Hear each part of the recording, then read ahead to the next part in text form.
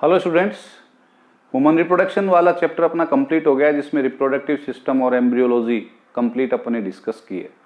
अब इस टॉपिक से रिलेटेड अपन क्वेश्चन आंसर सेशन करेंगे आज, जिसमें जो एनसीईआरटी बुक से जो क्वेश्चंस बनते हैं उनके बारे में डिस्कस करेंगे।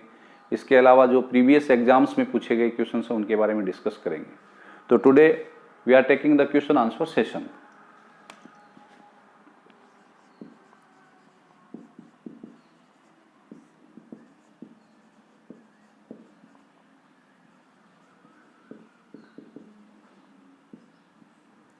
ठीक है, पहला क्वेश्चन कुछ हार्मोन्स और उनके इवेंट से रिलेटेड जैसे इस चैप्टर से पूछा जा सकता है, तो वो क्या है, कैसे पूछा जा सकता है। जैसे मैं एक टेबल बना रहा हूं,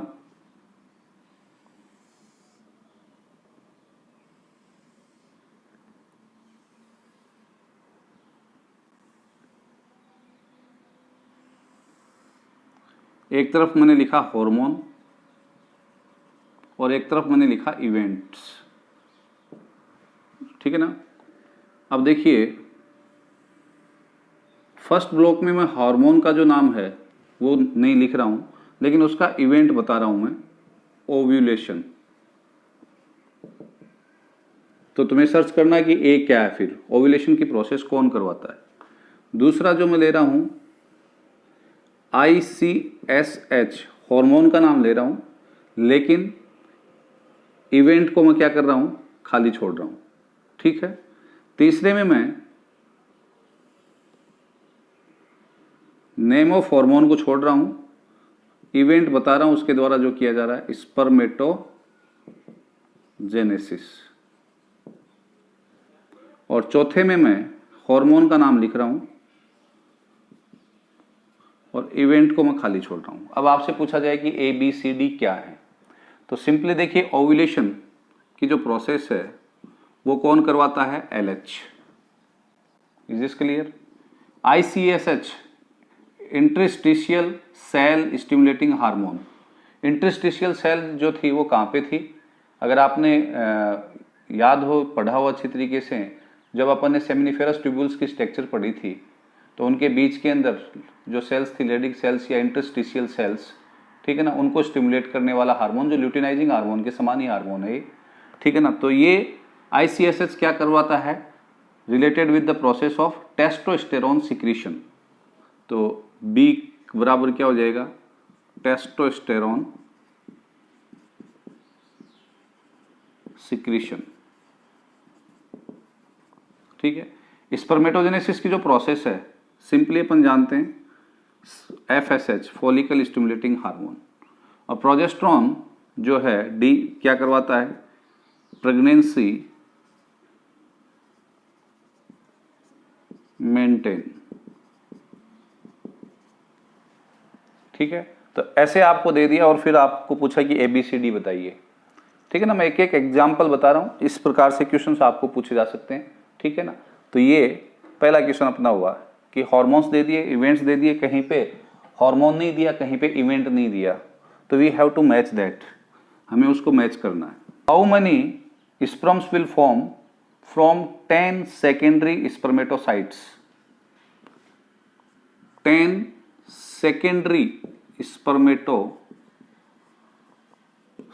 जो हैं, उनसे कितने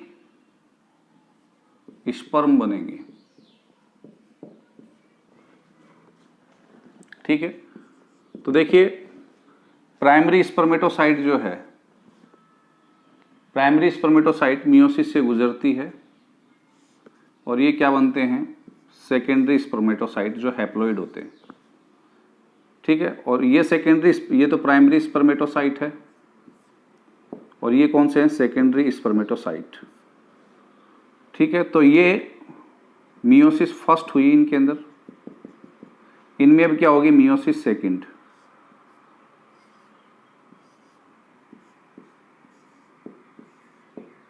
ठीक है। स्पर्मेटिड बनेंगे और फिर प्रत्येक स्पर्मेटिड से क्या बन जाएगा, स्पर्मेटोजोआ, मूवमेंट वाला। Is this clear.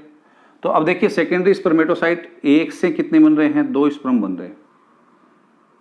ठीक है। तो फिर अपने को कितने से पूछ रहा है, 10 से, तो आंसर क्या हो जाएगा 20।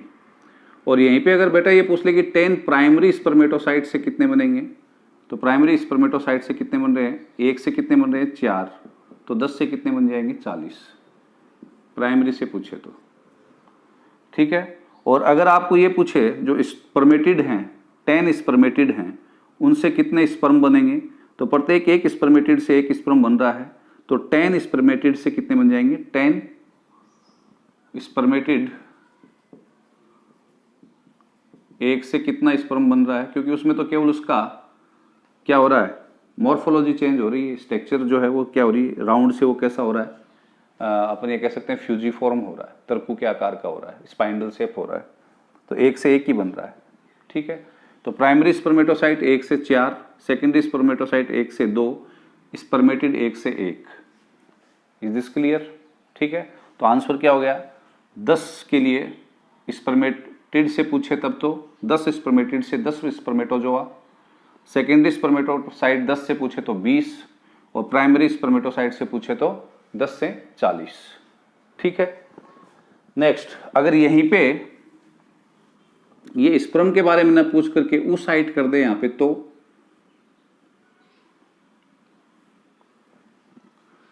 10 सेकेंडरी oocyte से कितने ओवा बनेंगे,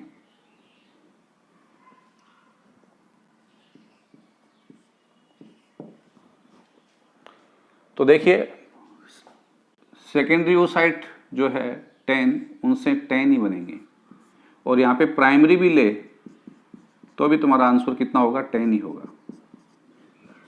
क्यों? देखिए याद हो तो आपको, जो प्राइमरी oocyte है उससे सेकेंडरी oocyte बनता है और एक पोलर बॉडी बनती है, फिर सेकेंडरी oocyte से ओवा बनता है और एक पोलर बॉडी बनती है। तो ओवा कितना बना प्राइमरी oocyte से, 1, और सेकेंडरी oocyte से भी पूछे तो भी कितना, 1 से 1, तो 10 होंगे तो 10, 100 होंगे तो 100 प्राइमरी oocyte से भी 100 एग बनेंगे, 100 सेकेंडरी oocyte से पूछे तो भी कितना आंसर होगा, 100 बनेंगे। Is this clear? You have to be remember this.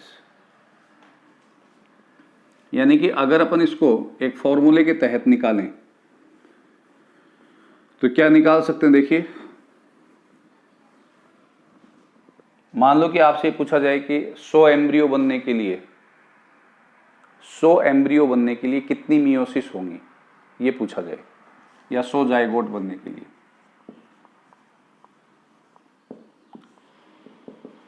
Meiosis कितनी होंगी। ठीक है। तो you have to be use a formula n/4 + n। ठीक है। n/4 + n, जहां पे n जो दी गई संख्या है, जाइगोट या एम्ब्रियो पूछा गया है, वो रखेंगे अपन। तो 100/4 + 100 यानी कि 125। अब आप कहोगे कैसे? देखिए ये 100 जाइगोट बने हैं, तो ये किससे बने बेटा, 100 तो स्पर्म और 100 एग आपस में फ्यूज हुए हैं, तब 100 क्या बने हैं, जाइगोट। ठीक है। 100 स्पर्म किससे बन जाएंगे, 25 प्राइमरी स्पर्मेटोसाइट से, क्योंकि एक प्राइमरी स्पर्मेटोसाइट कितनी देगा, 4 स्पर्म देगा। लेकिन 100 एग बनने के लिए कितने चाहिए, 100 ही प्राइमरी सेकेंडरी प्राइमरी oocyte चाहिए, क्योंकि एक प्राइमरी oocyte एक ही एग देगा। तो यहाँ पे 25 जो प्राइमरी स्पर्मेटोसाइट हैं उनमें 25 क्या होंगे, मियोसिस। प्रत्येक एक मियोसिस कितने स्पर्म दे देगा, 4। यहाँ पे 100 में 100 मियोसिस होंगे, तब क्या बनेंगे, 100 एग, क्योंकि प्रत्येक एक मियोसिस कितनी देगा, एक एग देगा। तो अगर टोटल सेल पूछी जाए तो प्राइमरी स्पर्मेटोसाइट कितने चाहिए 100 जाइगोट बनने के लिए, 25। प्राइमरी oocyte कितने चाहिए, 100। Is this clear? कितने मियोसिस होंगे टोटल, 25 100 स्पर्म बनने के लिए, और 100 एग बनने के लिए। तो आंसर कितना आ जाएगा, 25 + 100 125। क्लियर है? नेक्स्ट,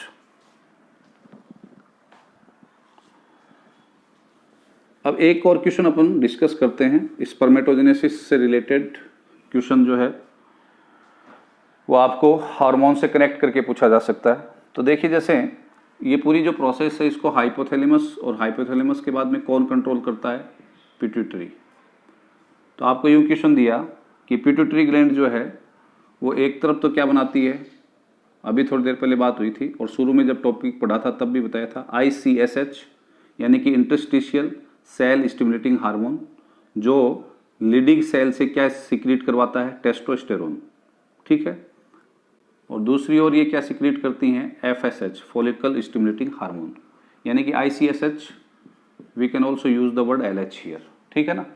अब देखिए ये किसके ऊपर एक्शन कर रहा है? Leydig cells. ठीक है, यस और नोट। और FSH जो है वो किसके ऊपर करेगा? That will react on Sertoli cells. Sertoli cells, लेकिन मैं इसको खाली छोड़ रहा हूं। ठीक है। अब लीडिंग सेल्स जो है वो क्या बनाएंगी, ये मैं खाली छोड़ रहा हूं, ये आपको बताना है। और जो A बनेगा उससे जो प्रोसेस होगी वो क्या होगी, वो मैं खाली छोड़ रहा हूं। सर्टोली सेल्स के द्वारा क्या बनाए जाएंगे? कुछ फैक्टर्स। ठीक है ना।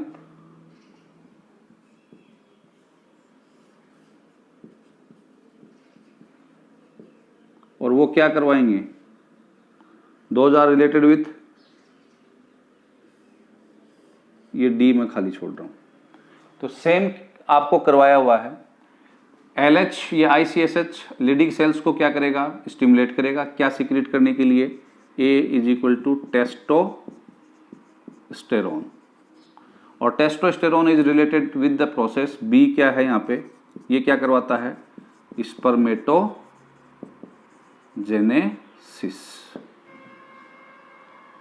FSH जो है वो किसके ऊपर एक्शन करेगा?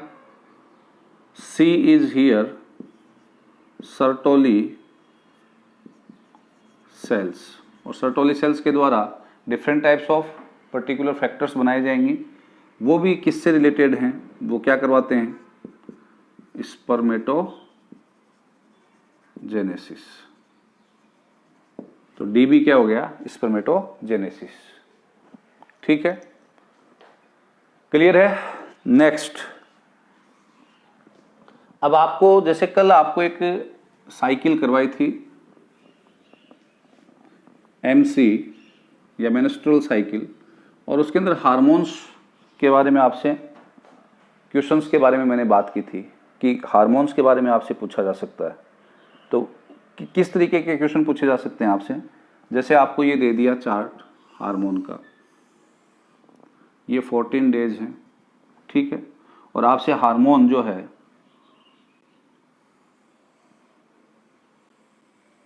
ये हार्मोन का ग्राफ दे दिया एक, और दूसरा हार्मोन जो है वो आपको दे दिया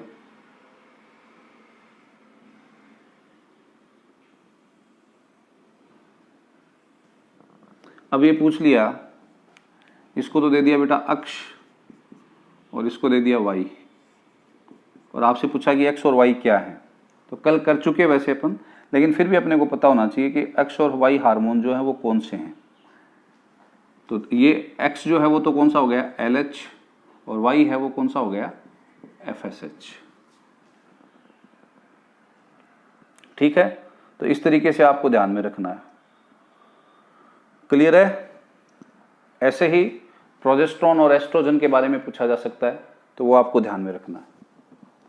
नेक्स्ट, अगला क्वेश्चन करते हैं अपन।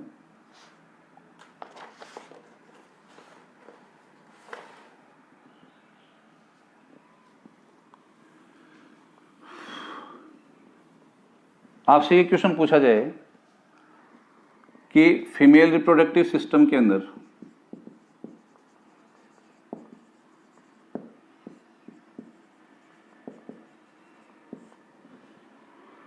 फर्स्ट पोलर बॉडी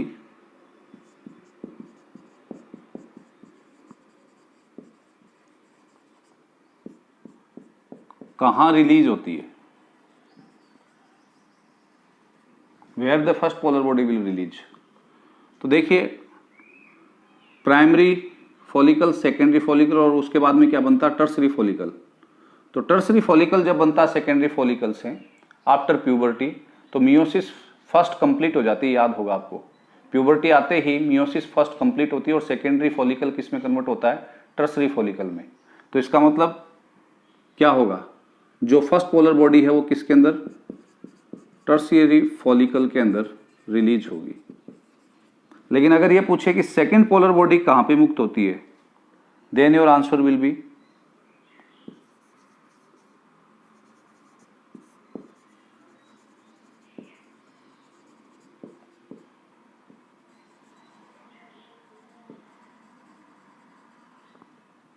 वो कहां पे रिलीज होती है।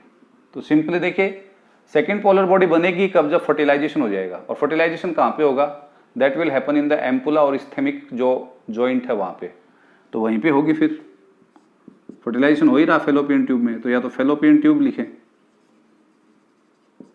या फेलोपियन ट्यूब का भी कौन सा पार्ट, एम्पुला इस्थेमिक जॉइंट,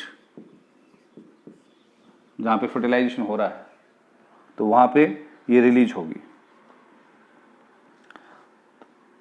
फर्टिलाइजेशन के लिए भी यही आंसर रहेगा आपका, ठीक है ना, कि फर्टिलाइजेशन कहाँ पे होता है।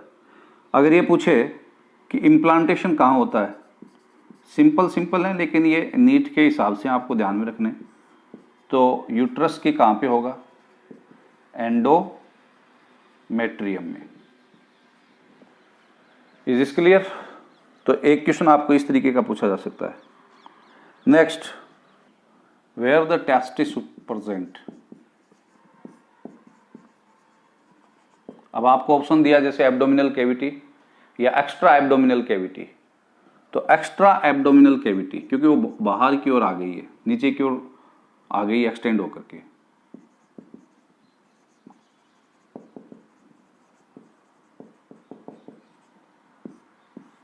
एक्स्ट्रा एब्डोमिनल कैविटी, ठीक है।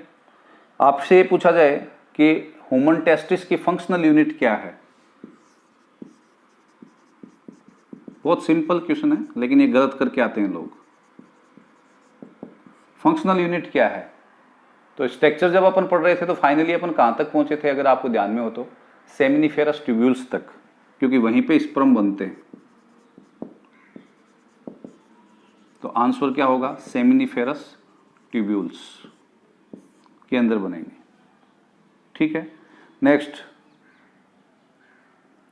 अगर आपसे ये पूछा जाए कि in case of the penis जो यूरिनरी पाथ है वो कौन सी मसल से गुजरता है, पेनिस में यूरिनरी पाथ किसके थ्रू गुजरता है। तो याद होगा आपको, मैं पूरे चैप्टर में से निकालूंगा आज तुम्हें, कि एक तो कैवर्नोसम थी, कैवर्नोसा बाहर वाली दो मसल, और एक बीच वाली जो आगे तक वृद्धि कर रही थी, जो ग्लांस पेनिस बना रही थी, उसका नाम था कार्पोरा स्पंजोसम या कार्पस स्पंजोसम। तो कार्पस स्पंजोसम जो है उससे होकर के गुजरेगा कौन, यूरिनरी ट्रैक।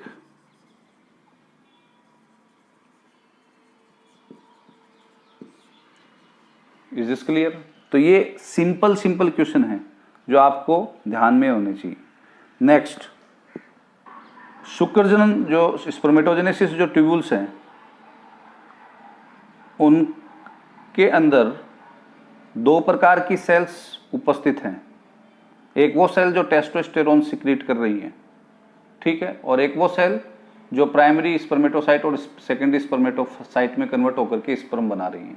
तो टेस्टोस्टेरोन सिक्रीट करने वाली जो सेल्स हैं उनका क्या नाम है, तो इंटरस्टिशियल सेल्स, या उन्हीं को क्या कहते हैं अपन, लीडिंग सेल्स। और वो कहाँ पे प्रेजेंट हैं, जो सेमिनिफेरस ट्यूब्यूल्स हैं उनके बीच में, न कि सेमिनिफेरस ट्यूब्यूल में। तो कई बार ये कंफ्यूजन हो जाता है, जैसे मैंने अभी क्वेश्चन में बोला उसी तरीके से। तो सेमिनिफेरस ट्यूब्यूल्स के बीच में जो स्पेस होता है ना, उस स्पेस के अंदर पाई जाती हैं कौन सी सेल्स? लीडिंग सेल्स, न कि कहाँ पे? सेमनीफेरस ट्यूब्यूल्स के अंदर। यहाँ पे तो जर्मिनल एपिथेलियम होगी और वो प्रीमोर्डियल सेल बनाएगी, फिर उसके बाद में प्राइमरी स्पर्मेटोसाइट बनेगा, फिर सेकेंडरी स्पर्मेटोसाइट, और इसकी जो लूमन है उसके अंदर ये स्पर्म जो है वो बन करके तैयार होंगे यहाँ पे, ठीक है ना। इसमें दूसरे प्रकार की जो सेल्स होती हैं वो कौन सी होती हैं? सर्टोली सेल होती हैं। तो यहाँ पे तो अगर पूछा जाए तो दो सेल्स कौन सी हैं? एक तो सर्टोली सेल्स या नर्स सेल्स जिनको बोलते हैं, जो न्यूट्रिशन प्रोवाइड कर रही हैं, और दूसरी कौन सी हैं? स्पर्मेटोसाइट सेल्स, ठीक है। किसके अंदर? सेमनीफेरस ट्यूब्यूल्स में। लीडिंग सेल्स की पोजीशन सेमनीफेरस ट्यूब्यूल्स के बीच में पाई जाती है। Is this clear? नेक्स्ट,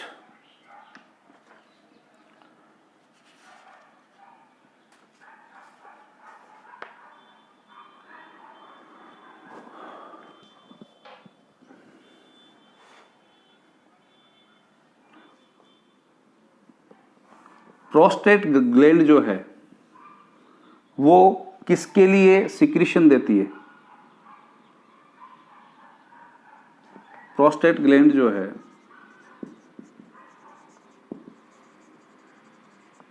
उसका जो सिक्रीशन है उसका क्या महत्व है? कहने का मतलब ये है, तो it increases the activity of sperms. Sperms की एक्टिविटी को क्या करता है? वो बढ़ाएगा, ठीक है। नेक्स्ट, एक फीमेल के द्वारा अपनी लाइफ पीरियड में कितने एग रिलीज किए जाते हैं? How many egg? तो कल भी अपन ने किया था, याद होगा आपको। एक फीमेल अपनी रिप्रोडक्टिव एज में, कल अपन ने बात की थी, 32 साल के अंदर लगभग कितने? 400 एग्स रिलीज करती है, ठीक है। नेक्स्ट,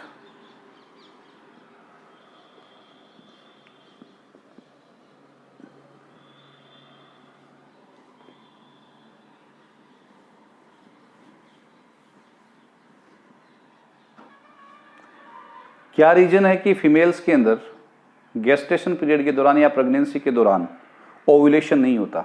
ये क्वेश्चन आपसे पूछा जाए तो आपका आंसर क्या होगा? तो सिंपली बताया था यार, पहले कार्पस ल्यूटियम और उसके बाद में प्लेसेंटा जो है वो क्या करते हैं? ज़्यादा मात्रा में प्रोजेस्टेरोन का सिक्रीशन करते हैं, और प्रोजेस्टेरोन ज़्यादा होगा तो ओव्यूलेशन नहीं होगा, कारण LH और FSH का लेवल जो है वो नहीं बढ़ पाएगा, ठीक है ना। तो सिंपली ये समझिए कि प्रोजेस्टेरोन हाई रहेगा गेस्टेशन पीरियड के दौरान, क्योंकि वो प्रेगनेंसी को मेंटेन कर रहा है, तो ऐसे इस कारण से नहीं होगा। No ovulation during gestation period, तो your answer will be, reason क्या है इसका? Progesterone high. जो एक फीमेल एग है उसके अंदर क्रोमोसोम्स की स्थिति क्या होती है?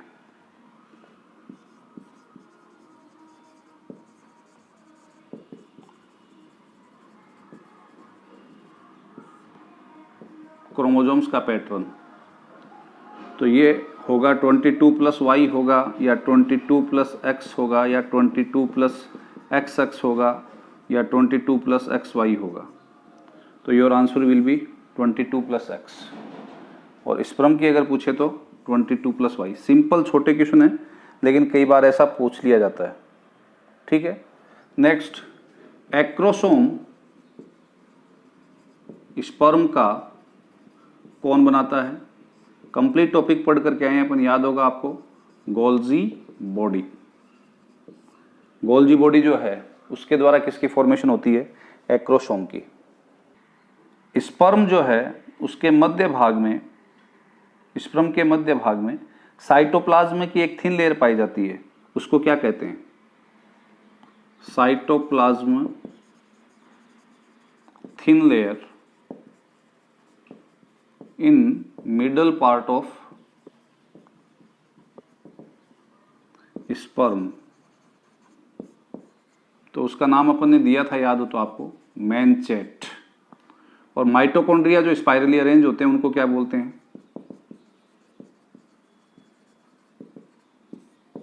निबेन कॉर्न, निबेन कॉर्न। ठीक है ना, ये छोटे छोटे क्वेश्चंस हैं जिनको आपको ध्यान में रखना है। ठीक है, next, in case of the human beings,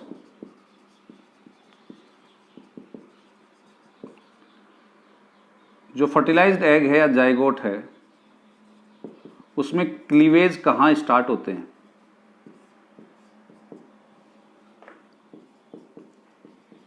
तो आपको याद होगा कि मोरूला तक की जो अवस्था है वो फेलोपियन ट्यूब में ही बनती है। तो कहाँ पे स्टार्ट हो जाते हैं? तो कई बार अपन क्या करते हैं, जल्दबाजी में यूट्रस वगैरह करते हैं। तो क्लीवेज की जो प्रोसेस है वो कहाँ पे मिलेगी अपने को? फेलोपियन ट्यूब के अंदर। ठीक है, next, in case of the human beings जो क्लीवेज का टाइप है वो कौन सा है? तो रेडियल रोटेशनल बताया था आपको, और होलोब्लास्टिक। होलोब्लास्टिक क्यों? क्योंकि in case of the human egg yolk नहीं है, और योक तो जो है वो क्लीवेज और योक के बीच में आपको जो रिलेशन बताया था, ब्लोफोर का फॉर्मूला बताया था, याद हो तो, कि cleavage rate is anti proportional to the amount of yolk. ठीक है ना, यानी कि योक ज़्यादा होगा तो रेट ऑफ क्लीवेज क्या होती है? कम होती है। लेकिन ह्यूमन एग के अंदर एलेसिथल प्रकार का एग है, तो उसमें इस प्रकार की समस्या नहीं होगी, तो वहाँ पे होलोब्लास्टिक क्या होगा? क्लीवेज होगा। Next, the type of the movement which is done by the sperm, जो स्पर्म है उसके द्वारा जो गति की जाती है, उस गति को क्या नाम देते हैं अपन? उसका टाइप क्या है? क्या वो हाइड्रोट्रोपिक मूवमेंट है, या हाइड्रोनेस्टिक मूवमेंट है, या कीमोटैक्टिक मूवमेंट है, या कीमोनेस्टिक मूवमेंट है, या रैंडम मूवमेंट है? ऐसे आपसे पूछा जाए। बहुत सिंपल सा क्वेश्चन है, लेकिन दे दिया जाता है और अपन मुंह फाड़ करके आ जाते हैं वहाँ पे। तो कैसा होगा? वो रैंडम मूवमेंट होता है, वो किसी केमिकल या वाटर के इन्फ्लुएंस में नहीं करते हैं। ठीक है ना, इरेगुलर रैंडम मूवमेंट किया जाता है, किसके द्वारा? ह्यूमन स्पर्म्स के द्वारा। ठीक है, नेक्स्ट, मैच द कॉलम। ये क्वेश्चन ले रहे हैं अपन एक, कि कॉलम को मैच कीजिए आपस में। कुछ क्वेश्चंस मैंने सिलेक्ट किए हैं ये, तो match the column.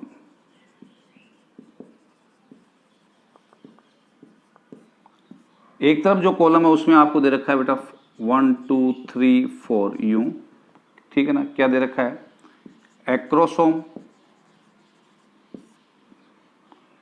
Leading cells, Graafian follicle and hymen. और दूसरी तरफ PQRS ये दे रखा आपको, ovary, vagina, sperm and testis. तो देखिए, इसको आपको क्या करना है? एक दूसरे से कनेक्ट करना है। तो एक्रोसोम किसका पार्ट है? स्पर्म का। लीडिंग सेल्स जो हैं वो किस में पाई जाती हैं? टेस्टिस में। ग्राफियन फॉलिकल किस में डेवलप होता है? ओवरी में। और हाइमन जो है वो एक मेम्ब्रेन है, कहाँ पे? ओपनिंग ऑफ वेजिना पे। तो ये हो गया 1R, ठीक है ना, 2S, 3P, 4Q। Is this clear? आपके सामने वो मैच द कॉलम, एक कॉलम फर्स्ट और ये दूसरा सेकंड। ठीक है, ए दे रखा है बेटा आपको प्रोलीफरेशन फेज।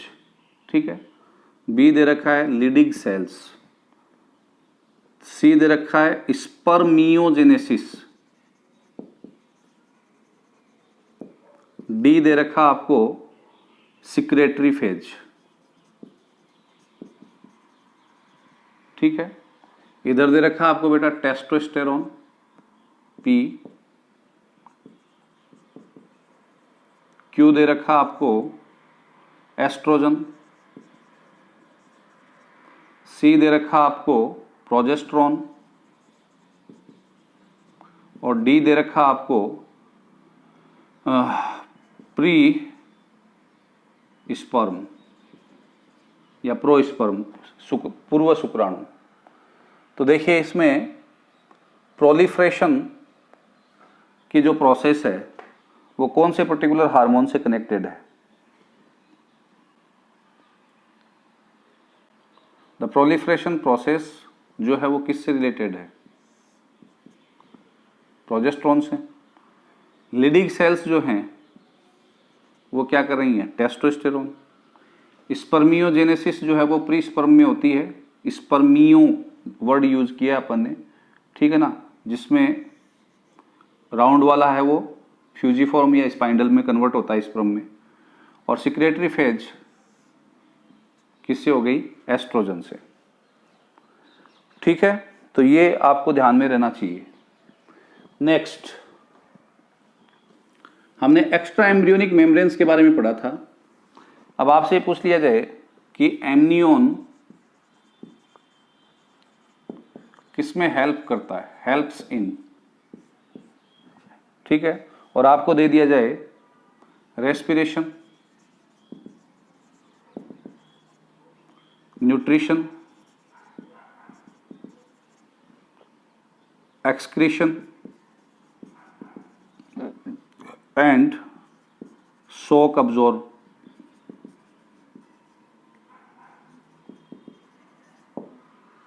तो आपका आंसर क्या होगा?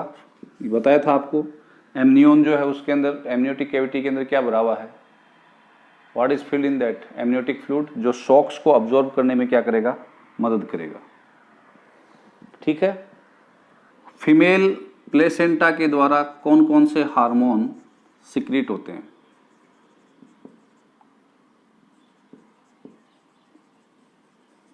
कल करवाया था आपको। तो HCG होता है या नहीं होता है? HPL, यस और नोट? ठीक है। नेक्स्ट एस्ट्रोजन, प्रोजेस्टेरोन, यस, ये भी सिक्रीट होते हैं। ठीक है। रिलैक्सिन, तो ये बेटा ऑप्शन ए है, ये बी है, ये सी है और ये डी है। ठीक है। अब आपसे ये पूछेगा नीचे दे करके ए व बी, ए व C, A B C, A B C D, तो आपका आंसर होगा ए बी सी डी। चारों ही क्या हो रहे हैं? सिक्रीट हो रहे हैं। किसके द्वारा? प्लेसेंटा के द्वारा, पांचों जो हार्मोन है। ठीक है। Which kind of the uterus is in present in the case of the human beings? बोलिए। तो करेक्टर्स में अगर देखें, नंबर में कितना है? एक यूट्रस होता है, जिसे वोम्ब भी कहा जाता है। ठीक है। इसकी जो शेप होती है वो कैसा होता है? नाशपाती के आकार का, पियर शेप्ड। ठीक है। और किससे जुड़ा रहता है? लिगामेंट से। ठीक है। और इसमें क्या होता है? इम्प्लांटेशन होता है। कौन? एम्ब्रियो या ब्लास्टोसिस्ट, क्योंकि ब्लास्टोसिस्ट फेज के अंदर ही क्या होगा? एम्ब्रियो का या ब्लास्टोसिस्ट जो है उसी अवस्था में इम्प्लांटेशन होता है। किसके केस में? In case of the human beings. ठीक है। अब एक बार का एक क्वेश्चन पूछा हुआ है कि ये एक हैन यानी कि मुर्गी है, उसके अंडे को अगर प्लास्टर ऑफ पेरिस से कवर कर दें तो क्या ये उसके लिए हानिकारक होगा क्या? इन केस ऑफ द हैन, अगर अपन उसको प्लास्टर ऑफ पेरिस से कवर कर दें तो क्या होगा? किस चीज़ के लिए वो हानिकारक होगा? तो प्लास्टर ऑफ पेरिस का अगर उसके ऊपर कवर कर दोगे तो गैसियस एक्सचेंज नहीं होगा, तो for the process of respiration वो क्या होगा? हानिकारक होगा। ठीक है। नेक्स्ट अगला क्वेश्चन ले रहे हैं अपन।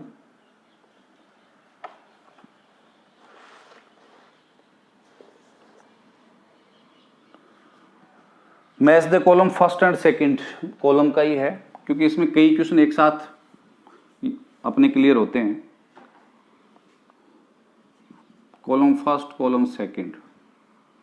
ठीक है। अपने को दिया मॉन्स प्यूबिस, एक तो दूसरा अपने को दिया ट्रोफो एक्टोड्रम, तीसरा अपने को दिया नेबेन कर्ण। ठीक है, ये नीट 2016 में पूछा हुआ क्वेश्चन है। दूसरी ओर अपने को दिया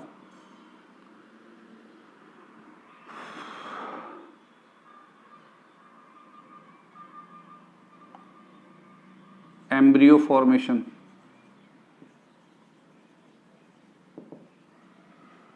ठीक है। दूसरा अपने को दिया स्पर्म, तीसरा अपने को दिया फीमेल एक्स्ट्रा रिप्रोडक्टिव या एक्सटर्नल रिप्रोडक्टिव ऑर्गन या स्ट्रक्चर, और चौथा अपने को दिया ग्राफियन फॉलिकल। तो देखिए मॉन्स पीबिस जो है वो तो एक्स्ट्रा अपने कह सकते हैं कि स्ट्रक्चर है, ठीक है ना। और ट्रोफो एक्टोड्रम जो है वो कहाँ पे पाई जाती है? ग्राफियन फॉलिकल के अंदर क्या होगी? ग्राफियन फॉलिकल जो है वो क्या होगा? फटेगा और उसके बाहर ट्रोफोब्लास्ट सेल जो एग होगा उसके चारों ओर क्या होगी? बनेगी, ठीक है। तो ये बनाएगी ग्राफियन फॉलिकल। फिर उसके बाद में निबेन कर्ण, तो निबेन कर्ण जो स्ट्रक्चर है, सॉरी जो ट्रोफो एक्टोड्रम है, कहाँ पे आ गए अपन? ट्रोफो एक्टोड्रम, हाँ यस, ये किसके अंदर? ये एम्ब्रियो फॉर्मेशन, ठीक है ना। एम्ब्रियो फॉर्मेशन की जो प्रोसेस है उससे जुड़ी हुई है। और फिर है निबेन कर्ण, वो किससे जुड़ा हुआ है? स्पर्म से।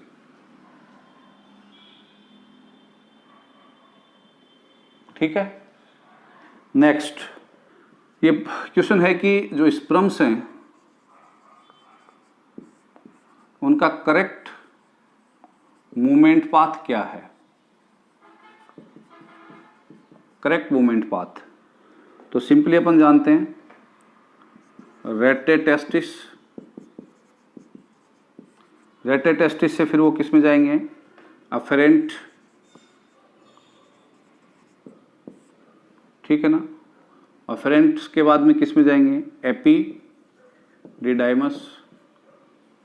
और फिर उसके बाद में किसके अंदर? अफेरेंट डिफरेंशिया के अंदर, ठीक है ना। यानी कि जो शुक्रवाहिका जिसको अपन बोल रहे हैं, ठीक है ना, स्पर्म डक्ट जो है वो लेकर के जाएगी एपिडाइमस से आगे अफेरेंट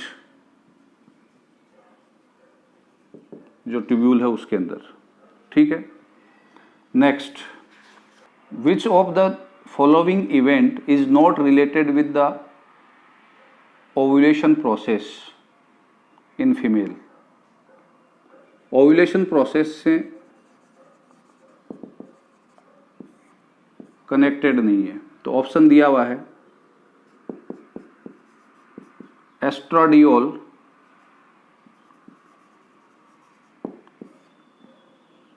में कमी, complete development of Graafian follicle,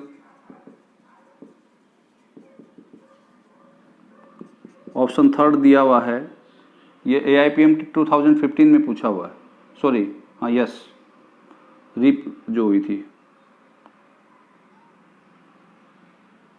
secondary oocyte release and LH surge. तो LH सर्ज जुड़ा हुआ है, सेकेंडरी oocyte रिलीज होता है किसके अंदर? ओव्यूलेशन की प्रोसेस में, और complete development of Graafian follicle होना रिक्वायर्ड है। तो एस्ट्राडियोल के अंदर कमी हो या ज्यादा, वो इससे कोई रिलेटेड नहीं। एस्ट्राडियोल का मतलब क्या है? एस्ट्रोजन। तो the estrogen is not directly connected with the process of ovulation, ठीक है।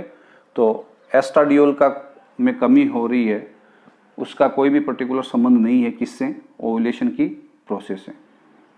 What is the main function of the corpus luteum? तो आप ध्यान में रखना, प्रोजेस्टेरोन का सिक्रीशन जो है ना वो इसका मुख्य क्या होता है? फंक्शन होता है, नेक्स्ट, oogenesis की प्रक्रिया कब प्रारंभ हो जाती है? तो किसी भी फीमेल के जन्म से पूर्व है। That is asked in the 2014। ये बताए हुए क्वेश्चन है, लेकिन एक बार अपन आपको उनमें से थोड़ा सा निकाल रहे हैं, ठीक है। कैपेसिटेशन प्रोसेस जो है वो किससे जुड़ी हुई है? तो अपने को पता है before fertilization this is related with the sperm, ठीक है ना। उससे पहले स्पर्म क्या करता है? कैपेसिटाइजेशन करता है, ठीक है। तो ये कुछ क्वेश्चंस हैं जिनके बारे में अपने डिस्कस किया। आप ये क्वेश्चंस को आधार मान करके ही अपनी तैयारी करें कि भाई अपने को इस तरीके से क्वेश्चंस जो हैं वो करने, एग के टाइप्स, ठीक है ना, क्लीवेज के टाइप्स, प्लेसेंटा के टाइप्स, ये चीज़ें आपको ध्यान में रखनी है, ठीक है। Thank you.